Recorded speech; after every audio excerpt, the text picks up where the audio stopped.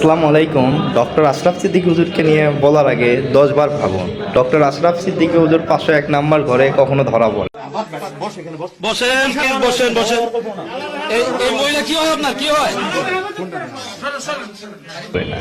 এরকমটা প্রমাণ কখনো হয়নি। ডক্টর আশরাফ সিদ্দিকী হুজুরের দরবারে বা মাদ্রাসায় কখনো বলৎকার হয় না, নারী পুরুষ একাকার হয় না, এরকমটা কেউ দেখাতে পারবে না। তোমাদের মাদ্রাসায় তোমাদের শায়েখরা আজকে ধরা পড়তেছে বেপর্দা মেয়েদের সাথে রুমে 501 নাম্বার ঘরে ধরা পড়তেছে। শফিক হাশেমি বাহাসের নাম নিয়ে পালিয়ে দৌড়ে বেড়ায়। তাদের পক্ষে কথা বলো, আসো দেখি বগুড়াতে বসো, দেখি কীরকম এই ছেলেটা কীরকম কথা বলে, কীরকম এ করে। তোমাকে তো আমি অনেকবার নক দিলাম, SMS দিলাম, তুমি তো কোনো কথা বলো না।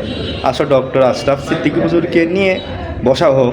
কোথায় বসবা, বগুড়াতে না তোমাদের বাড়ির ভিতরে না তোমাদের মাদ্রাসার ভিতরে, সেটা আমাদেরকে বলো। না হলে ডক্টর আশরাফ সিদ্দিকী হুজুরকে নিয়ে উল্টোপাল্টা কথা বলার আগে তার প্রমাণ দাও, কি করে কি না, কোন অসুবিধা সেটা প্রমাণ দিয়ে তারপরে কথা বলো, তারপরে ব্যঙ্গ করো।